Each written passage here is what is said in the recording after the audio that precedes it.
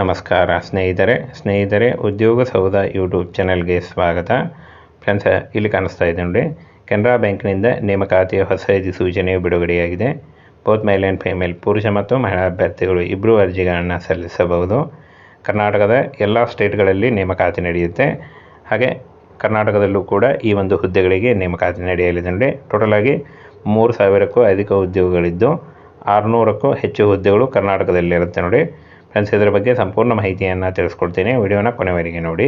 Bank ಹೆಸರು ನೋಡಿ, ಕೆನರಾ ಬ್ಯಾಂಕ್ನಿಂದ ನೇಮಕಾತಿ ಆಗಿರುತ್ತೆ. ಟೋಟಲ್ ಆಗಿ 3,000 ಹುದ್ದೆಗಳು.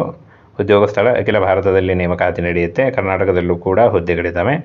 ಹಾಗೆ ಫ್ರೆಂಡ್ಸ್, 15,000 ಪರ್ ಮಂತ್ ಸ್ಯಾಲ್ರಿ ಆಗಿರುತ್ತೆ. ಇದು ಜಾಸ್ತಿ ಕೂಡ ಆಗ್ತಾ ಹೋಗುತ್ತೆ.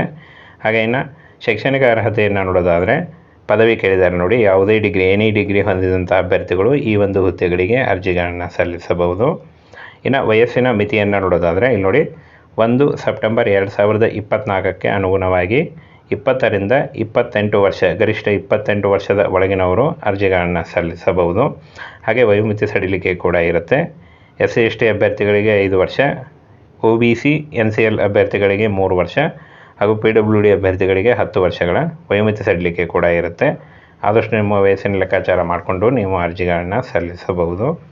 ಇನ್ನು ಅರ್ಜಿ ಶುಲ್ಕವನ್ನು ನೋಡೋದಾದರೆ SC/ST PWD ಅಭ್ಯರ್ಥಿಗಳಿಗೆ ಯಾವುದೇ ರೀತಿಯ ಅರ್ಜಿ ಶುಲ್ಕ ಇರೋದಿಲ್ಲ.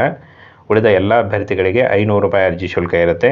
ಈ ಒಂದು ಅರ್ಜಿ ಶುಲ್ಕವನ್ನು ಪಾವತಿ ಮಾಡುವ ವಿಧಾನ ಆನ್ಲೈನ್ ಮೂಲಕ ನೀವು ಪಾವತಿಯನ್ನು ಮಾಡಬಹುದು. ಇನ್ನು ಆಯ್ಕೆ ಪ್ರಕ್ರಿಯೆಯನ್ನು ನೋಡೋದಾದರೆ ಮೆರಿಟ್ ಪಟ್ಟಿ ಹಾಗೂ ದಾಖಲೆ ಪರಿಶೀಲನೆಗಳ ಮೂಲಕ ಆಯ್ಕೆಯನ್ನು ಮಾಡಿಕೊಳ್ಳಲಾಗುತ್ತೆ. ಯಾವುದೇ ರೀತಿಯ ಒಂದು ಲಿಖಿತ ಪರೀಕ್ಷೆ ಇರೋದಿಲ್ಲ.